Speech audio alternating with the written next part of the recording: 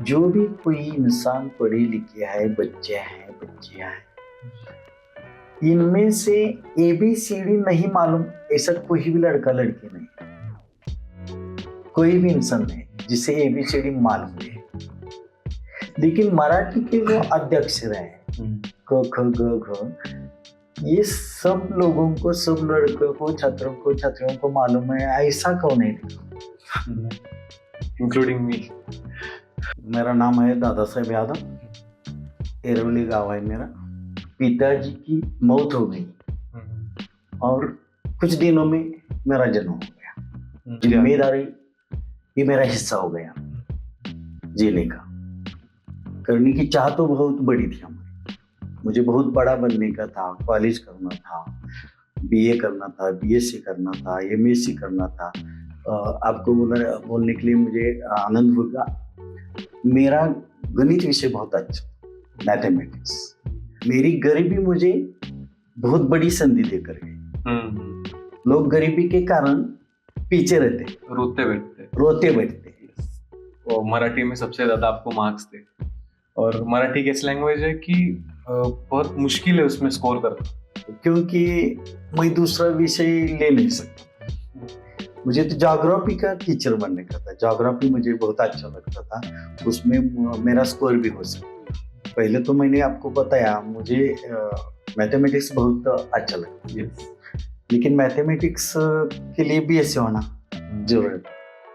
BSc के बाद MSc होना, और बीएससी एमएससी करने के लिए स्कूल जाना पड़ता है, कॉलेज जाना पड़ता है, फीस देना पड़ता है, विद्यापीठ में रहना पड़ता है। मैं तो ऐसा कर नहीं सकता।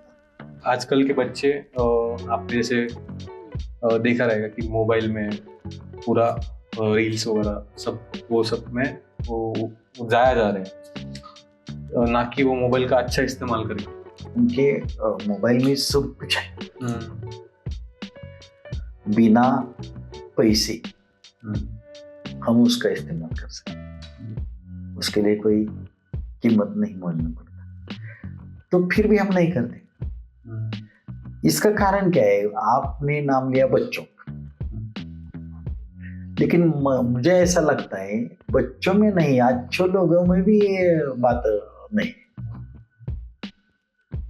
मोबाइल का इस्तेमाल बड़े लोग भी कैसे करते हैं, माँ कैसी करते हैं, बाप कैसे करता है, ये देखकर बच्चे उसी तरह। नमस्कार। आज के इस पॉडकास्ट में हमारे साथ दादा साहेब यादव सर जुड़ चुके हैं, जो कि एक टीचर रह चुके हैं और गवर्नमेंट टीचर्स के मेंटर रह चुके हैं।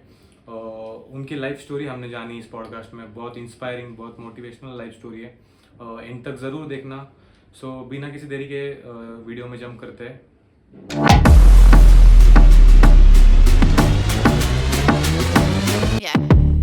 नमस्कार। नमस्कार सर, आप एक टीचर है।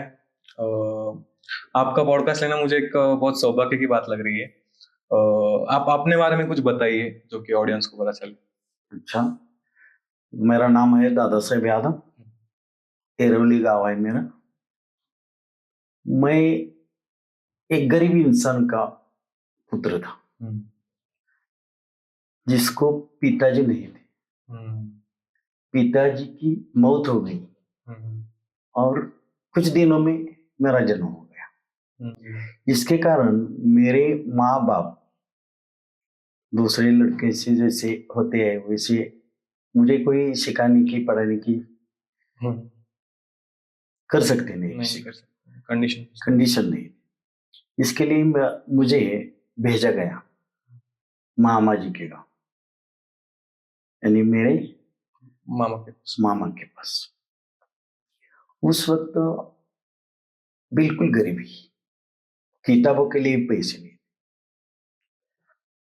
पढ़ाई कैसे करना है, स्कूल कैसे जाना है, स्कूल की फीस है वो कैसे मिटानी है, बहुत समस्या है। इसके कारण मेरे मन में जो पढ़ाई के बारे में सोच थी वो मैं पूरी नहीं कर सका। मेरे मामा जी के घर में रहकर खेती के काम करते करते खेलना तो हमें मालूम ही नहीं, काम यही मेरा खेल। इसी तरह एक जवाबदारी व्यक्ति की तरह मुझे पहले से बचपन में कुछ बातें, कुछ कृतियां करनी पड़ी। जिम्मेदारी ये मेरा हिस्सा हो गया जीने का। और जो कोई बताएंगे वो अच्छी तरह से सुनने का, समझने का और पूरी सोच समझ कर वो करने का, ये मुझे पहले से आदत पड़ गई। जो बड़े लोग बताते हैं सुनना अच्छी तरह से। मुझे लगता है अभी जो लड़के हैं लड़कियां हैं सुनने में कम पड़ गए, बोलते ज्यादा करते ज्यादा लेकिन सुनते कम। मेरी तरफ ऐसा नहीं हो सकता, मुझे सुनना पड़ता था बहुत, क्या बताते हैं, क्या करना है। इस तरह से सोच समझ कर करने से मैं अच्छी तरह से पढ़ाई पूरी करने लगा। फिर भी खेती काम की वजह से मेरे पढ़ाई में बहुत दिक्कत आती थी। पढ़ाई में किताबें नहीं, पढ़ाई में टाइम नहीं, काम पहले फिर पढ़ाई। इसके कारण दिक्कत आते आते आते ही मुझे तो बड़ा होना मेरा सपना था। इसके कारण मैंने स्कूल नहीं छोड़ा। कभी कभी मुझे पैदल स्कूल जाने पड़ा, दूरी तक। पैर को चप्पल भी नहीं, छाता भी नहीं है, किताब लेने जाने के लिए दफ्तर तो मालूम भी नहीं था उस वक्त। दफ्तर किसे कहा जाता है ये पता भी नहीं था। और इसके कारण जो कोई है, किताबें मेरी सिस्टर की किताबें मुझे, नोटबुक मेरा नया नहीं, सिस्टर का जो बचा हुआ किताब, बचा हुआ नोटबुक है वो मेरा। जो भी कोई है सिस्टर का बचा हुआ वो इस्तेमाल करके मैं पढ़ने लगा। इसी तरह से पढ़ाई पूरी की और मैंने सोचा कि आगे में आपको क्या करना है। उसी वक्त ना घर में ना स्कूल में कोई भी ये छात्र आगे क्या करेगा इसके बारे में कोई किसी को बताता नहीं था। आजकल बहुत लोग हैं, माँ है, बाप है, पड़ोसी है, अपने नातेवाईक है, वो लोगों को बताता है आप ये करो ये करो, लेकिन उसी वक्त वैसे कोई करता नहीं था। मुझे सोचना पड़ा मुझे आगे कैसे चलना है, कैसे जाना है। बताने के लिए पिताजी तो नहीं थे, माताजी है थी लेकिन वो बता नहीं सकती थी। हमारे मामा जी के घर में भी कोई पढ़ा लिखा आदमी नहीं था। तो फिर मुझे सोचना पड़ा मुझे आगे क्या करना है। और मैंने 10वीं कक्षा पूरा निर्णय लिया कि हम क्या करें। मेरे एक मित्र थे, लक्ष्मण लोकरी जी उसका नाम है, उनके साथ हम इकट्ठा बैठकर अभ्यासक्रम पूरा करते थे 10वीं कक्षा का। उसी वक्त अभ्यास करते समय हमने सोचा कि अपनी जो स्थिति है, परिस्थितियां है, आर्थिक कमी है, आप बड़े शिक्षा पूरी नहीं कर सकते, तो हम क्या करें। तो हमने 10वीं कक्षा में निर्णय लिया था कि हम छोटा सा कम खर्च वाला शिक्षक का एक कोर्स करें जिसका नाम बीएड था। अभी 12वीं कक्षा उत्तीर्ण होने के बाद उसे प्रवेश दिया जाता है। उस वक्त हमें 10वीं कक्षा पूरी करने के बाद प्रवेश दिया जाता था। तो हमने सोचा हम क्या करें, तो हम डीएड पूरा करें। अगर हमें आगे जाना है तो डीएड पूरा करें, क्योंकि कम फी में, कम रुपए में वो आप कर सकते हैं। बड़ा शिक्षण पूरे कर नहीं सकते हम, करने की चाह तो बहुत बड़ी थी हमारी। मुझे बहुत बड़ा बनने का था, कॉलेज करना था, बीए करना था, बीएससी करना था, एमएससी करना था। आपको बोलने के लिए मुझे आनंद होगा, मेरा गणित विषय बहुत अच्छा, मैथमेटिक्स। और मैथमेटिक्स लोगों को अच्छा नहीं लगता, लेकिन मुझे अच्छा लगता। मुझे एमएससी करना था उसमें। हाँ, मेरी चाह तो थी मैं एमएससी बनूंगा, लेकिन बीएससी नहीं हो सकते तो एमएससी कैसे हो? कारण क्या है? फीस के कारण, पैसे की कमी। इसके कारण मैं किसी के पास मांग भी नहीं सकता, कोई देने वाला भी नहीं था। और मुझे एक आदत है, जो भी आपको कुछ करना है तो खुद करें, दूसरी की सहायता से कुछ भी नहीं करें। अगर हम छोटे इंसान रहे तो भी अच्छे, लेकिन दूसरों की मदद लेकर बड़ा बनना, दूसरों के सामने हाथ फैलाना या किसी की मदद से आगे जाना, ये मुझे कभी भी पसंद नहीं। आज भी नहीं, कल भी नहीं, पहले भी नहीं था। तो मुझे अच्छा लगता है खुद जो भी करना है खुद करे। माँ की जरूरत नहीं, पिताजी की जरूरत नहीं, कोई इंसान की कोई मदद लेने की कोई जरूरत नहीं। खुद करे, खुद बड़े हो जाए। आगे बढ़ने का है तो खुद जाना है। ये मेरा जीवन का हिस्सा बन गया। फिर मैंने सोचा टीचर बनने का। क्यों टीचर बनने का? क्योंकि हमें खुद का पैसा मिले और खुद की कमाई से हम आगे बढ़े। जो अपना जो सपना था, करना था, जो कोई ध्येय था आपका, मंजिल थी आपकी, वो मिलाने के लिए, पाने के लिए अब क्या करना है? खुद से। फिर मैंने डीएड की शिक्षा पूरी की। योगायोग से मुझे रय शिक्षण संस्था में जल्दी से जल्दी ही नौकरी मिल गई, क्योंकि मेरी पूरी नौकरी 40 वर्ष की हो, रिटायर होने तक 40 वर्ष की नौकरी कम से कम। 2 या 3 महीने कम, नहीं तो पूरी 40। ये मेरा ध्येय। मेरी गरीबी मुझे बहुत बड़ी संधि देकर गई। लोग गरीबी के कारण पीछे रहते, रोते बैठते, दुख पैदा करते, दुख मानते, लेकिन मैं संघर्ष, दुख, ये मेरा हिस्सा हो गया जिंदगी का। क्योंकि मेरे पिताजी डेढ़ हो गए और फिर मेरा जन्म हो गया। लोग रोते थे, उस वक्त मैं पैदा हुआ। अभी मेरा नाम भी नहीं रखा, जैसे बच्चों का, लड़के का, लड़कियों का नाम रखते बड़ी धूमधाम से, वैसा कोई मुझे जिंदगी में नहीं हुआ। मेरे माँ के पास, मेरे माँ के पास कोई लोग आते थे, कुछ उसका नाम रखो, कुछ उसका नाम रखो। वो बोलते थे क्या नाम रखने का है? तो लोग बोलते थे दादा, अप्पा, कुछ तो बोलो।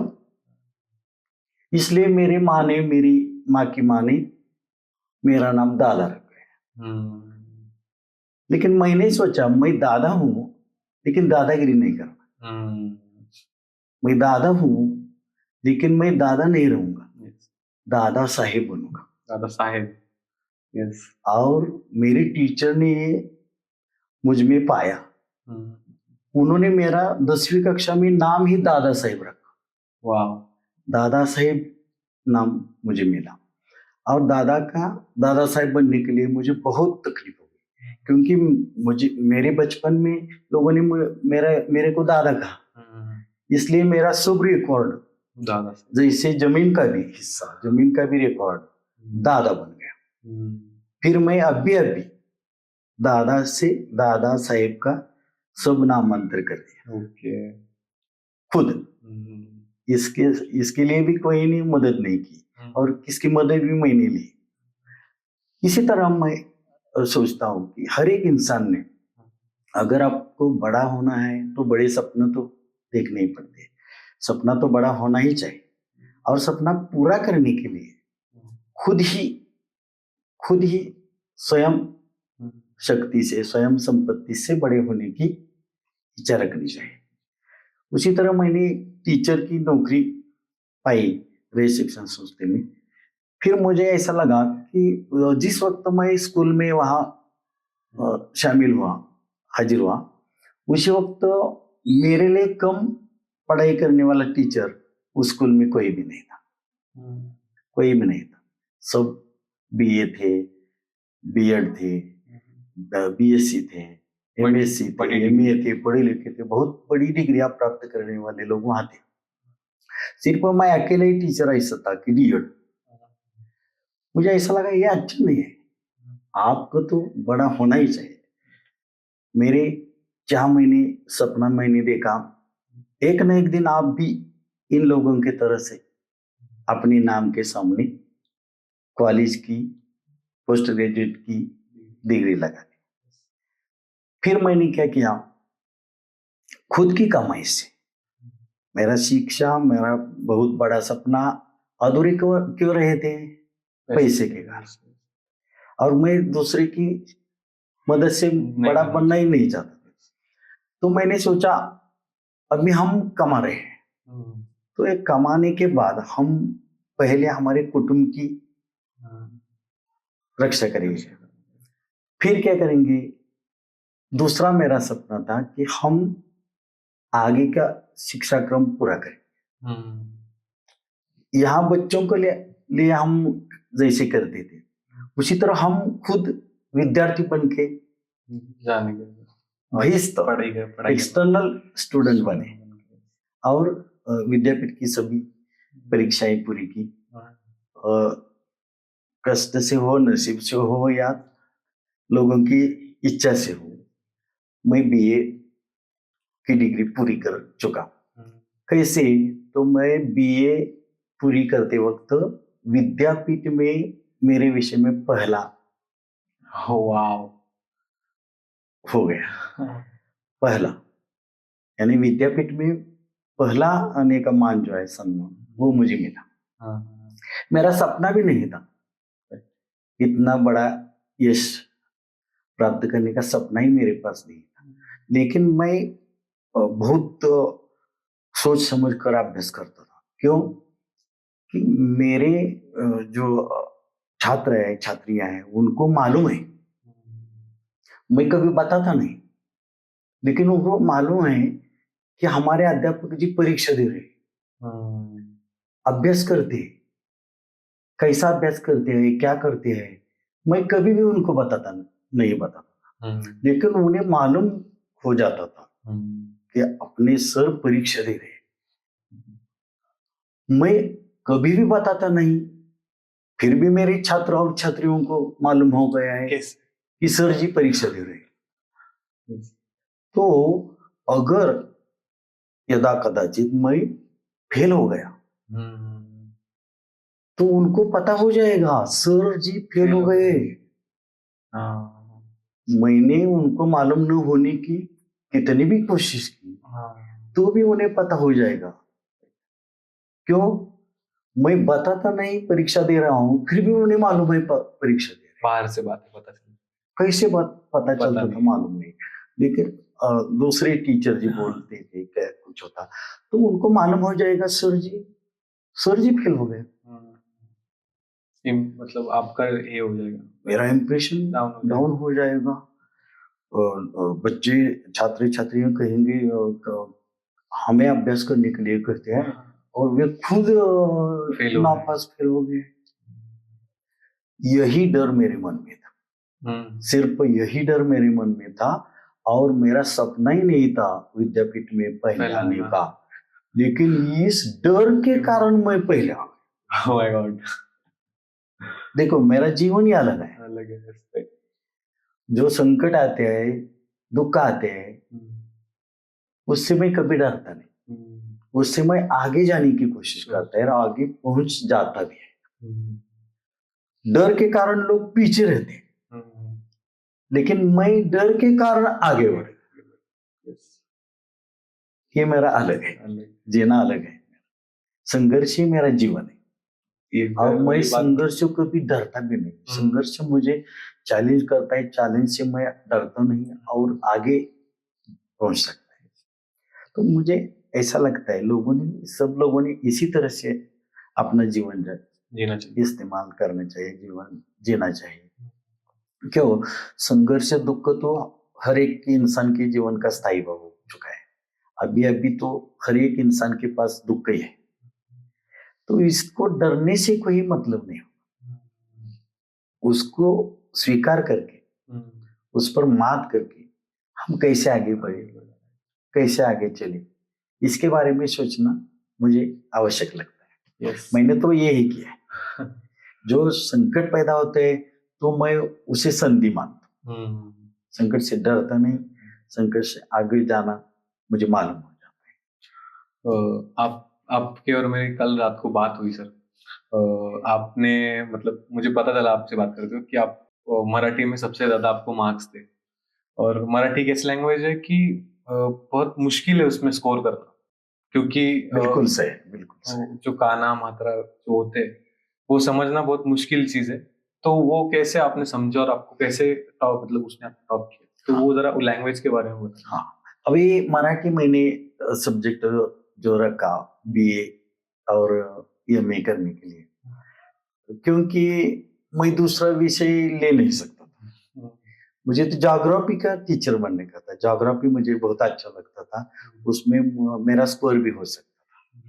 पहले तो मैंने आपको बताया मुझे मैथमेटिक्स बहुत अच्छा लगता है, यस लेकिन मैथमेटिक्स के लिए बीएससी होना जरूरत है, बीएससी के बाद एमएससी होना है, और बीएससी एमएससी करने के लिए स्कूल जाना पड़ता है, कॉलेज जाना पड़ता है, फीस देना पड़ता है, विद्यापीठ में रहना पड़ता है। मैं तो ऐसा कर नहीं सकता, क्योंकि मेरे माँ बाप की सेवा रहती थी, और मेरी एक जवाबदारी ऐसी थी कि उन्हें पहले कुछ भी देना है। मेरा कर्तव्य यह है कि मेरी माँ, मेरा कुटुंब, मेरा परिवार, और फिर मुझे जो कोई करना है, मुझे करना है वो पहले, बाद में सेकंड चीज है वो सेकंड चीज है। वो पहले चीज मैं पहले चीज Family. मैं कभी भी नहीं बना सकता। मुझे जो करना है वो पहले, ऐसे मेरे बारे में कभी भी नहीं हो। तो मेरे को करना है वो बाद में, हमारे कुटुंब के लिए, परिवार के लिए जो करना है वो पहले। इसी तरह मुझे रहना पड़ा। इसके कारण मेरा बहुत कुछ जीवन बदल गया।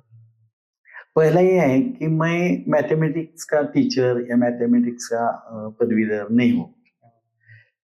मैथमेटिक्स अच्छा लगता था, लेकिन इसके बारे में मुझे एक मौज बताना है आपको। हाँ प्लीज। हाँ, क्योंकि फिर आप मराठी के बारे में हाँ, बताएंगे। पहले मैं ये बताता हूँ मराठी का अध्यापक मैं कैसे बना। हाँ तो मैथमेटिक्स मुझे अच्छा लगता था, लेकिन पहले एक मौज ऐसी है जो मुझे लगता है छात्र छात्रियों के लिए अच्छी तरह से सुनने के बाद इसका उपयोग कर उपयोग सकते हैं। Yes. तो पहले 8वीं कक्षा तक काम के कारण मुझे अभ्यास को अवसर ही नहीं मिलता था। फिर पहले काम फिर अभ्यास। देखो, मेरे स्कूल में अध्यापन करते समय भी मैं पहले काम फिर अभ्यास, मुझे पहले दूसरों का जो करना है वो, खुद के बारे में करना है वो सेकंड बाद। चीज। इसी तरह मैंने करना पड़ा। तो मैथमेटिक्स में मेरी प्रगति बहुत अच्छी नहीं थी।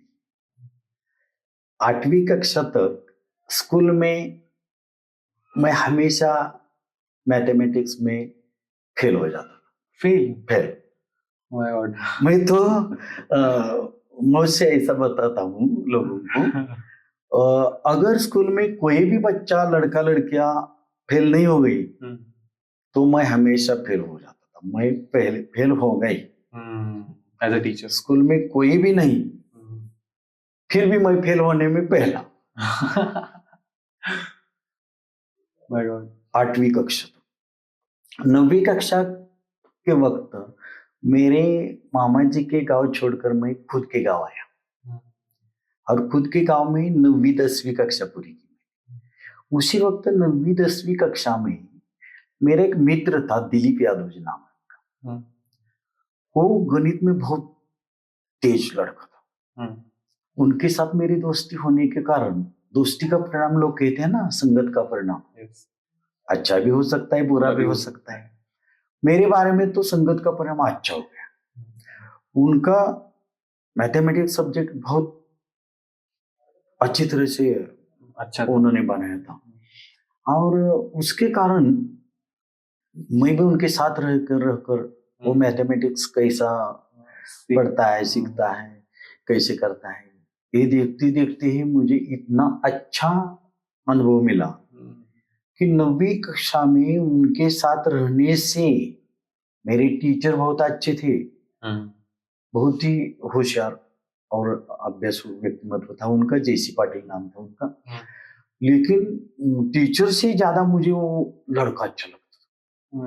उसके साथ रहने से मेरा मैथमेटिक्स इतना बदल गया कि 9वीं कक्षा में हम दोनों एक हो गए, और एकदम गहरे दोस्त हो गए। गहरे दोस्त हो गए। और दोस्ती से नहीं, पढ़ाई से भी हम दोनों एक ही हुए। उन्हें जितने गुण मिलते थे उतने दिन मैं वो पैदा कर सकता, यानी बराबरी। हाँ। 10वीं कक्षा में ऐसा हो गया, एक दिन ऐसा आया, पहले सत्र में बहुत सारे लड़के लड़कियां फेल हो गए। अभी फेल होने वाले 2 विषय, अंग्रेजी और गणित।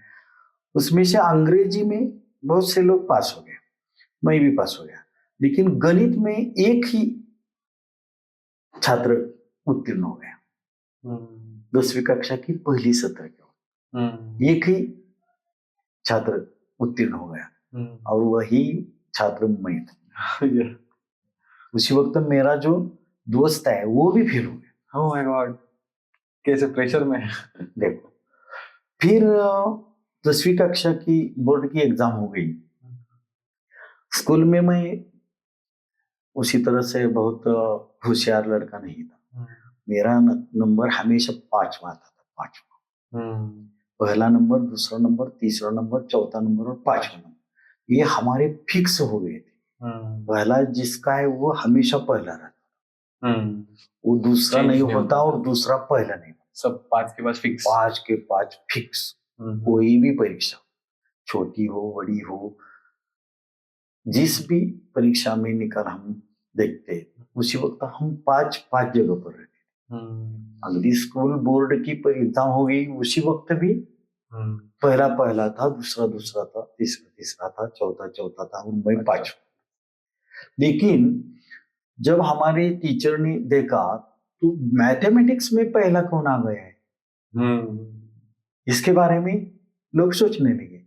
तो क्रम से ये है, पहला होगा वो पहला होगा, मैथमेटिक्स में पहला भी वही होगा, दूसरा अगर नहीं पहला तो दूसरा होगा, नहीं दूसरा तो तीसरा होगा। पहला भी नहीं, दूसरा भी नहीं, तीसरा भी नहीं, चौथा भी नहीं, और मैं 5वां दादा साहब यादव मैथमेटिक्स में पहला। मुझे कहना ये है, अगर आपको कुछ भी नहीं मालूम, लेकिन मालूम करने की अगर हम प्रगत होने की चाह करें तो हम वो बन सकते हैं। ये मुझे बताना है। मतलब हम किसी चीज को पाने के लिए उसकी इच्छा रखनी चाहिए और वो करना भी चाहिए। अगर इच्छा रखते हैं, करते हैं, तो आपको सब कुछ मिल जाता है। मिलने की आवश्यकता नहीं, मिल जाता ही है, मिलता ही है। सिर्फ चाह बड़ी रखनी चाहिए, प्रयत्न भी बड़े रखने चाहिए। इसी तरह मैं गणित में, मैथमेटिक्स में पहला स्टूडेंट 10वीं का हो गया। इसलिए मुझे लगने लगा, लोगों को लगने लगा, ये मैथमेटिक्स का स्टूडेंट बहुत अच्छा होगा, एमएससी करने के बाद वो बड़ा हो जाएगा। वो बात सही भी थी, लेकिन मैं नहीं कर सकता था, क्योंकि इसी तरह आर्थिक समस्या के कारण खुद के पैसे के बगैर मैं कुछ भी नहीं कर सकता। जो भी करना है वो कमाना और करना। इसके कारण मुझे नौकरी डीएड होकर पाना आवश्यक था, फिर कुटुंब का खर्चा करना था, फिर आपकी चाह, आपका सपना जो कहीं पूरा करना है वो करने का। इसी तरह तो अभी मेरे ये सपना तो पूरा करना है, जो मुझे ग्रेजुएट होना है, पोस्ट ग्रेजुएट होना है, मैथमेटिक्स नहीं सही, लेकिन दूसरा कोई किसी में भी।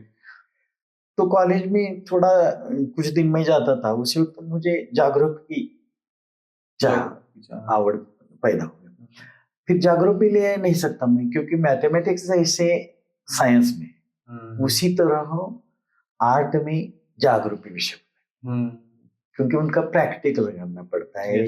एमए करने के लिए विद्यापीठ में रहना पड़ता है, स्कूल छोड़ के जाना पड़ता है, और मैं स्कूल छोड़ के तो नहीं जा सकता, नौकरी छोड़ के तो मैं नहीं जा सकता, क्योंकि मेरा कर्तव्य पहला क्या है, मेरे कुटुंब के लिए पैसे कमाना, उनको पहले पैसे देना, बाद में जो कोई आपको करना है वो बात की बात। खुद की कमाई से करना, ये तो फिक्स। इसके कारण मुझे ग्रेजुएट तो करना है, तो फिर क्या करें, तो मैंने सोचा अभी हम मराठी सब्जेक्ट है, यानी मैथमेटिक्स नहीं कर सकती, इसके कारण मराठी करना पड़ा। और उसमें भी आपने टॉप कर दिया सर। अच्छा। वो कैसे, मुझे वो जानना है। हाँ, ये तो मैंने आपको बताया पहले कि अगर करना है तो हम कुछ भी कर सकते हैं, करने की चाह होनी चाहिए। हर एक इंसान, बच्चा कुछ भी कर सकता है, कुछ भी पा सकता है, सपना बहुत बड़ा कर सकता है। आपने देखा होगा, सुना होगा, जो अमीर इंसान है हमारे देश में, उनकी कहानी भी मेरे जैसे है। कोई इंसान बिल्कुल जीरो से स्टार्ट है, जीरो से स्टार्ट है, यानी जीरो वाले भी क्या करते थे, तो पेट्रोल छोड़ाने का काम करते थे, ऐसे मैंने तो सुना है। तो लोग बन सकते हैं, मैं नहीं, अपने देश में कोई भी इसी बन तरह के कितने इंसान हैं जो इसी तरह बड़े हो गए। बस सोच बदलनी चाहिए, सोच बदलनी चाहिए। मैंने अपने छात्र को भी बताया, मेरे को किताब नहीं था, मेरे को पैसे नहीं थे, मेरे को गाइड नहीं था, गाइड का जमाना था, कुछ दिनों में गाइड का जमाना पैदा हो गया, वो गाइड नहीं मिला। गाइड की आवश्यकता नहीं, मैं खुद का खुद गाइड बन सकता। यस, मैं स्कूल कभी भी नहीं गया, कॉलेज में कभी भी नहीं गया, FY से मैंने शुरुआत, FY SY TY कर अभ्यास करते वक्त ध्येय रखा मैं मेरे सामने, और चिकाटी प्रयत्न भी रखा, डर भी रखी, अगर मैं फेल हो गया तो मेरे छात्र मुझे क्या कहेंगे। इसी तरह कोई भी हो, कारण कोई भी हो, किसके कारण हम बड़े हो सकते हैं।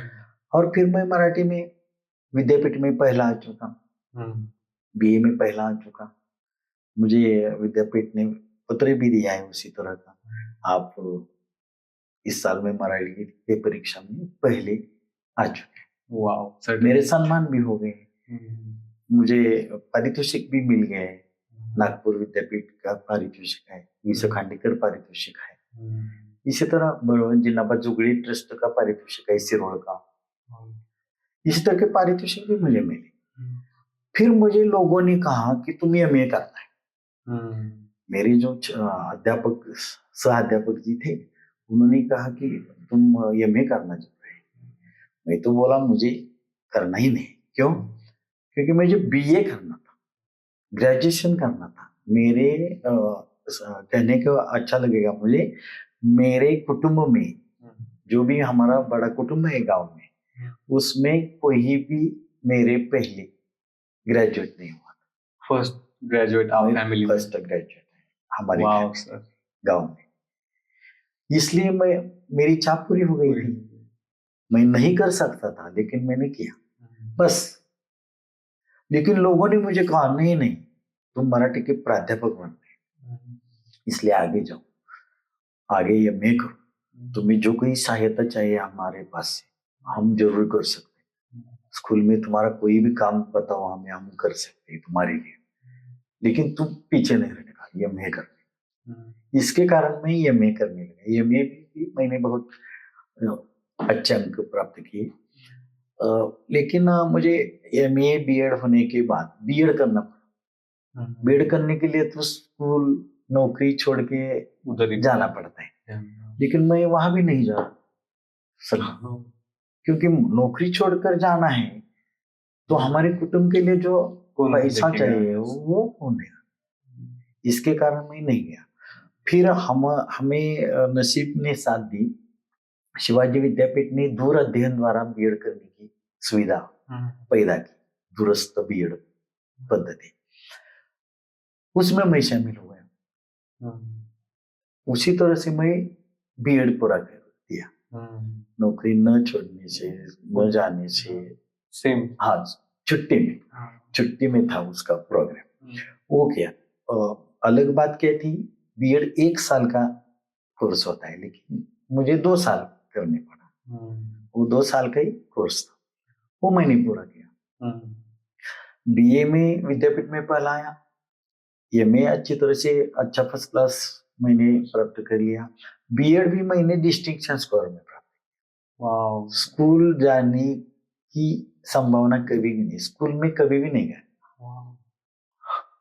सिर्फ छुट्टी में जो कोर्स है उसमें शामिल होना, स्टडी खुद करना, खुद का स्टडी खुद करना, खुद का गाइड खुद बनना, स्वयं अभ्यास से मैंने सब कुछ पाया है।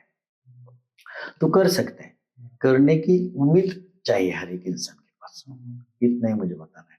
तो फिर मैं मराठी का अध्यापक बन चुका है। मेरी चाह हो या न हो, मैं मराठी का अध्यापक बन गया, नहीं बन चुका मैं। इसी तरह मराठी का अध्यापक मैं बना। तो मेरी एक सिस्टम है, हम जो भी करें दिल से, मन से, दिमाग से करें, पूरी तरह से डिवोट हो, जो भी कुछ करना है वो करें। तो मराठी का अध्यापक बनने के बाद मुझे ऐसा लगा, क्या है मराठी, कैसे है मराठी के बारे में आज भी लोग सोचते हैं कि क्या है मराठी में ऐसे कोई कठिनाई सीरियसली नहीं लेते।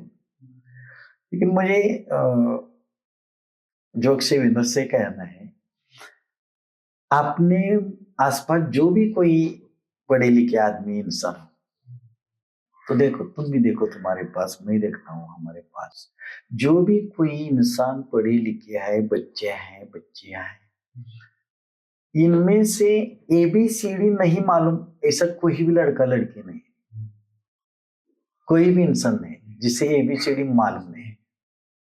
लेकिन मराठी के जो अध्यक्षर है, क ख ग घ, ये सब लोगों को, सब लड़कों को, छात्रों को मालूम है, ऐसा कौन नहीं देखा, इंक्लूडिंग मी। मैंने मराठी अध्यापक जी के बारे में भी देखा है, इसके बारे में सोचते भी नहीं। फिर मुझे अवसर मिला टीचर के मार्गदर्शन करने के लिए, टीचर को गाइड करने के लिए जो कोर्स किए जाते हैं, उसमें मुझे गाइडेंस करने की संधि मिली। मुझे लगा लोग बहुत उदासीन है मराठी के बारे में, सब जगह सब सब्जेक्ट के क्लास चलते हैं, मराठी के क्लास नहीं करते। मराठी तो क्या है, अपन बोलते ही है, कुछ नहीं, वही पेपर पे लिखते हैं। हाँ, मराठी के बारे में, मराठी का अध्यापक होने के कारण मुझे ये बोलना पड़ता है कि मराठी की स्थिति कैसी हो गई है, अति परिचयता होती है। इसको एक्सप्लेन कीजिए। हाँ, जिसका परिचय ज्यादा होता है उसमें क्या नहीं लगता, वो बहुत बड़ा हो, मुन्ना जी बहुत बड़े हैं, लेकिन मेरे साथ हर रोज होते हैं, मुझे बड़े लगते ही नहीं, लोग उससे बड़े मानते हैं। लेकिन अति सहवास के कारण, नजदीक आने के कारण हमें उनका बड़ापन मालूम भी नहीं होता। मराठी की स्थिति ऐसी है, मेरी माँ मराठी बोलते हैं, मराठी से अपनी शुरुआत होती है, इसके कारण मराठी में कुछ नहीं, क्या दम नहीं है उसमें, इसी तरह लोग मानते हैं, लेकिन वैसा बिल्कुल नहीं। मराठी का महत्व मराठी का टीचर होने के कारण नहीं, मराठी माध्यम में तुम जब पढ़ते हो उसी वक्त तुम्हारा माध्यम मराठी होता है, मराठी सब्जेक्ट नहीं, उसी वक्त मराठी सब्जेक्ट नहीं रहता, मराठी माध्यम बन चुका है। और जिसका माध्यम अच्छा हो उसका कार्य अच्छा, और माध्यम के रूप से हम मराठी की ओर देखते हैं तो आपको मालूम हो जाएगा मराठी माध्यम है तो हमें वो अच्छा बनाना है। लेकिन इसी तरह के प्रयास किसी ने भी नहीं किए। मराठी के अध्यापक जी मानते हैं क्या है मराठी, तो बच्चे क्या मानेंगे, छात्र क्या मानेंगे, उनके माँ बाप क्या मानेंगे। तो ये मराठी के बारे में जो हमने सोच रखी है वो बिल्कुल मुझे लगता है गलत है। अगर मराठी माध्यम में हमारा छात्र छात्रियों बड़े बनना है तो मराठी का अभ्यास उसको बहुत अच्छी तरह से मालूम होना चाहिए। मराठी लिखते वक्त भी कई लोग गलतियां करते हैं, क्योंकि हमने म लिखा लेकिन म कैसे लिखते हैं, र लिखा लेकिन र कैसे लिखते हैं। मराठी का म भी मालूम नहीं, हमें र भी मालूम नहीं, ऐसे लोग बेसिक्स क्लियर बेसिक क्लियर नहीं, क्योंकि किसी तरह लिखने से क्या बदल नहीं होता, ऐसे हम मानते हैं। लेकिन वैसे नहीं, जो हमारी पुस्तिका में जो अक्षर हैं, उनकी रचनाएं हैं, वो अच्छी तरह से सोचनी पड़ती हैं, देखनी पड़ती हैं, और फिर उसी तरह लिखने की कोशिश करना पड़ता है। लेकिन इसके बारे में कोई भी नहीं सोचता। ज्यादा नहीं सोचता। ये मराठी की दुर्दशा है।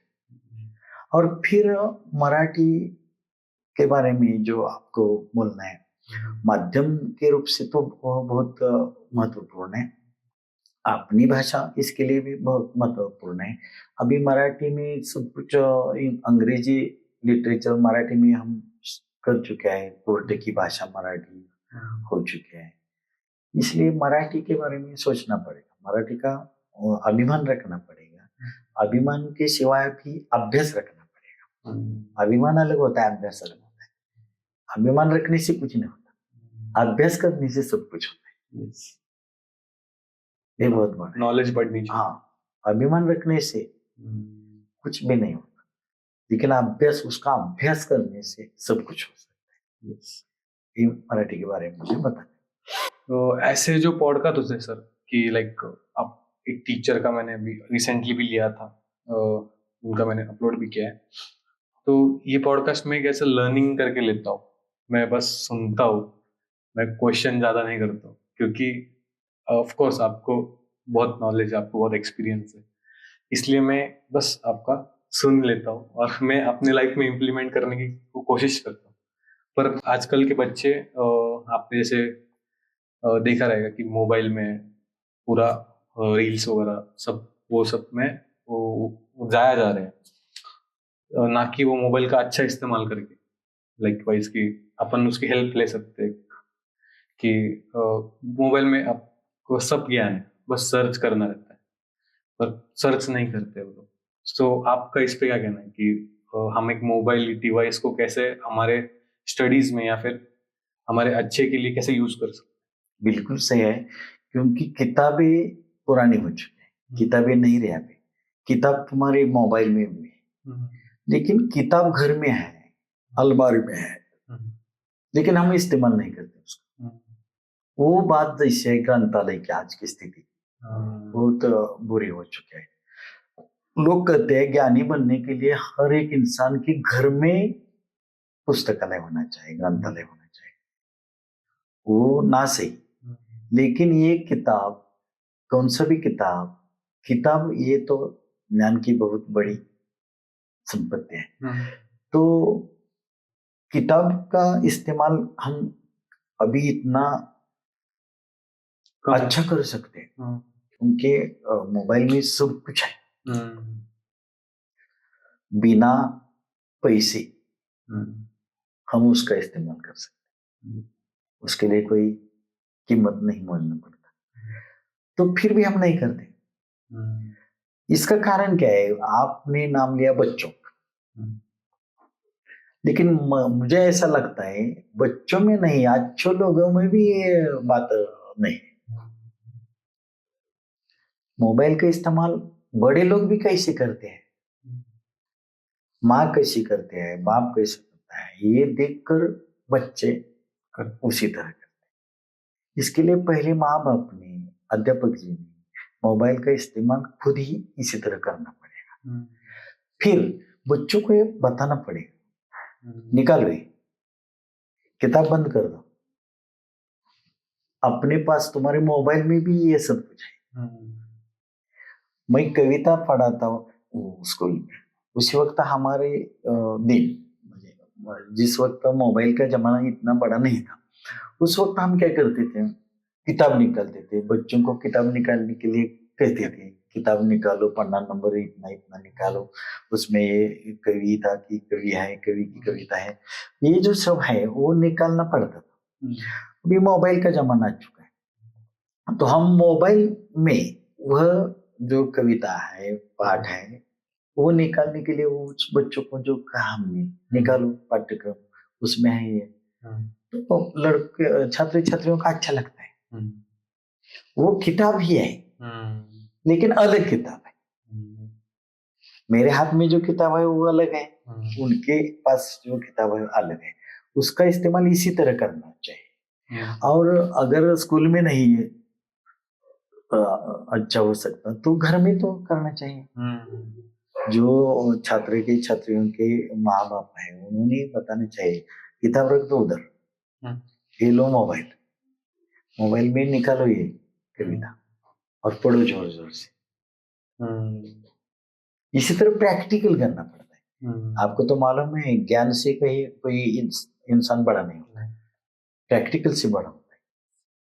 अभी आज का जीवन ही प्रैक्टिकल बन चुका है, थेरोटिकल जीवन तो इतना जमा हो गया है। तो प्रैक्टिकल जीवन में जाने के लिए आपको प्रैक्टिकल करने पड़ते हैं। आप सोचो समझो, इसी तरह कोई माँ बाप अपने बच्चे के लिए प्रैक्टिकल करता है। मोबाइल का इस्तेमाल बच्चे नहीं करते। मुझे तो लगता है मोबाइल का गलत इस्तेमाल, मोबाइल का इस्तेमाल, मेरा तो कहना है, बच्चे नहीं करते, उनके माँ बाप उनको इसी तरह का अवसर देते। वो मोबाइल देते हैं, लेकिन मोबाइल देते वक्त कुछ बताते हैं क्या कि क्या करना है इसका। वो मोबाइल क्यों देते हैं? देखो, मुझे मेरा बेटा सता रहा है, मेरी बेटी सता रही है, चुप कराने के लिए, उनको चुप कराने के लिए मुंह बंद करो उसका।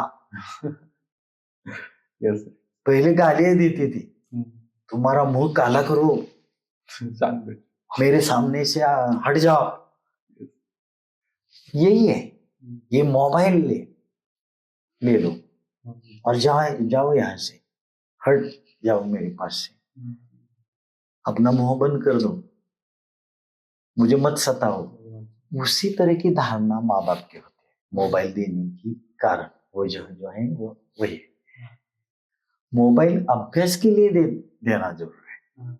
ये निकालो, उसको नहीं आता तो हम निकाल देंगे पहले। इसी तरह से जो पाठ्यक्रम निकालो, एक किताब, सब्जेक्ट निकालो, सब्जेक्ट में से कविता है जो है, पाठ्यक्रम तो सब है, सभी ज्ञान पूरा ही पूरा मोबाइल के भंडार में रखा हुआ है।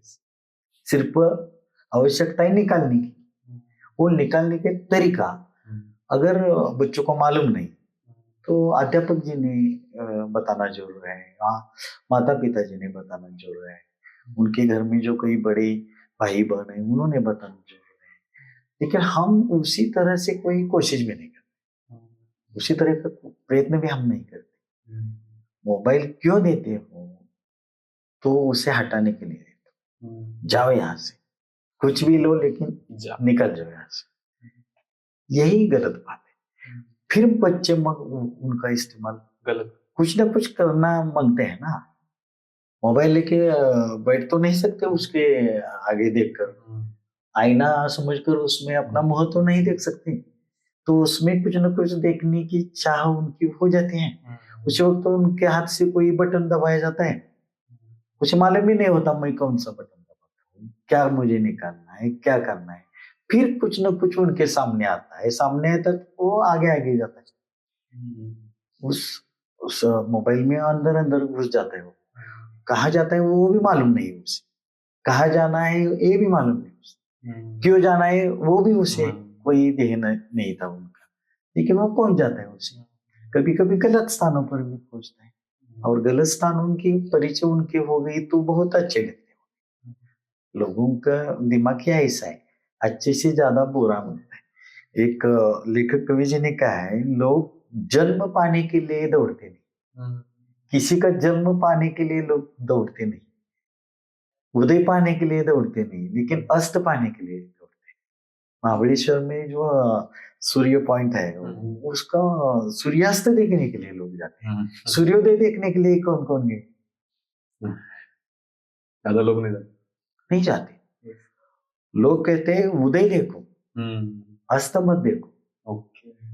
इंसान पैदा हुआ तो उनको अच्छा लगता नहीं, वो अच्छा हो गया है, उनके घर जाना है, मिलना है, ऐसे नहीं करते। लेकिन मर गया तो सब जो थिंकिंग। लेखक जी ने कहा है, लोगों की ऐसी ही बात है, वो उदय से ज्यादा अस्त पाने के लिए दौड़ते, वो अस्त पाने की उनकी चाहत है। तो इसी तरह आपने बच्चों को कुछ कुछ छोटी छोटी बातें हैं वो बताना है, सिखाना है। उसके बारे में पालक बिल्कुल उदासीन है। पालक जी ऐसे क्यों करते हैं माँ बाप? तो उन्होंने जो कोई पढ़ाई का हिस्सा है, मेरा बच्चा बच्ची, मेरा लड़का लड़की जो कुछ बनना है, बड़ा बनना है, वो सब कामगिरी शिक्षक जी के माथे पर रख दिया। वो उनके अध्यापक जी करेंगे सब कुछ, हमें कुछ करने की आवश्यकता नहीं। और रहा हिस्सा स्कूल में, अध्यापक जी करेंगे। घर में कौन करेंगे? घर में तो माता पिता ने करना है, आवश्यक है। लेकिन उस वक्त भी वो क्या करते हैं, अपना टाइम इसके लिए नहीं देते। इसके लिए फिर क्लास का जन्म हुआ है, ट्यूशंस लगाओ। यानी 1-2 तास घर में जो है ना, वो लड़का लड़की बाहर जाए, मेरे पास न रह जाए। इसी तरह तुम बच्चों को छोटे से ही ट्रीटमेंट देते हैं और फिर बड़े होने के बाद कहते हैं मेरा बच्चा मेरे पास भी नहीं आता, मेरी बच्ची मुझे देखती ही नहीं, सुनती नहीं, मेरी समझती नहीं। तुमने बचपन से उन्हें इसी तरह का तरीका बताया है कि जाओ, और जब तुम्हें आवश्यकता है उसी वक्त कहते आओ। ऐसे कैसे होगा? राइट। जिसे जाने की चाहत जुड़ी हुई है वो आने की कोशिश नहीं करेगा। अगर तुमको तुम्हारे पास बच्चे आने की आवश्यकता है तो पहले से उसे पास रखो। उनकी तकलीफ होते है तुम्हें, जिसके कारण तुम खुद ही दूर करते हो उसे। दूर करने से फिर वापस नहीं आते हो। आगे जाने वाला कौन सा भी क्षेत्र हो, आगे जाता है, पीछे नहीं चल जाता। कौन सा भी क्षेत्र हो, चाहे अच्छा हो, व्यसन का हो, आगे जाते वक्त रोको उसे। अगर वो आगे चला गया तो रोकेगा भी नहीं आपको। यह अच्छी सी जानकारी हर एक इंसान को होनी चाहिए। इसके बारे में कभी कोई सोचता भी नहीं, कोई कभी किसी को बताता भी नहीं। हमारे माँ बाप तो हमें बताने के लिए नहीं थे। मेरी माँ मुझे नहीं मिली थी, मुझे 2 माँ थी, लेकिन मुझे उनका सहवास नहीं मिला। पिताजी तो गुजर गए थे।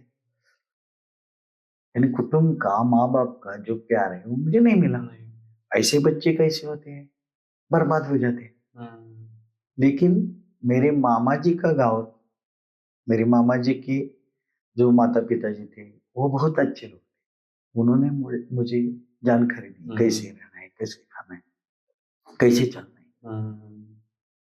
यानी मुझे तो ऐसा लगता है माँ की माँ, पिताजी की माँ, हम मराठी में उसे आजी कहते हैं, नानी आजी कहते हैं, हिंदी में नानी आजी कहते हैं। नानी अजी जिसके घर में हो और जो बच्चे बच्चा उनके साथ रहते हो, वो कभी भी गलत नहीं हो सकते, वो हमेशा अच्छे बने। मेरा तो इसी तरह का कहना है। हाँ, माँ बाप को ही नहीं बनाते किसके। मुझे तो लगता है मुझे किसने बनाया बड़ा, किसने बनाया अच्छा, जो कोई मेरे पास है अच्छे विचार, ये मेरे माँ बाप नहीं बना सके। और मुझे ऐसा लगता है किसी के माँ बाप भी नहीं बना सकते। जिसके घर में नाना नानी हो वो अपने परिवार को अच्छे बना सकते हैं। सर, आपका टाइम मुझे देने के लिए आपका बहुत बहुत शुक्रिया। और ये पॉडकास्ट हम एंड कर रहे हैं, बट ये पॉडकास्ट एंड नहीं है, हम फिर से कंटिन्यू करेंगे कॉन्वर्सेशन आगे के पॉडकास्ट में कभी next time. But thank you so much sir time देने के लिए, और आपने जो आज बातें बताई है लाइक मराठी भाषा के बारे में या बच्चों के अवेयरनेस के बारे में कि मोबाइल के क्यों किसी लिए हम बच्चों को नाम रखते हैं, बट वो मूल कारण माँ बाप है, उनको सिखाना चाहिए। तो ये सब अवेयरनेस ऑडियंस तक पहुंचना चाहिए, और पहुंचेगा सर, मतलब। और बहुत बहुत थैंक यू आपका। और आपको कैसा लगा सर पॉडकास्ट, बाकी ये बता दीजिए। बहुत अच्छा लगा, आप हमारे घर आए, आपने हमें अवसर दिया, इसलिए मैं आपका स्वागत और अभिनंदन करता हूँ। मुझे बहुत अच्छा लगा आपके साथ बातचीत करते वक्त। आप फिर कभी आए तो हम जरूर बुलाएंगे आपको, जरूर आना, जरूर आना, जरूर आना। ये घर अपना ही है। थैंक यू, अच्छा। Thank you sir.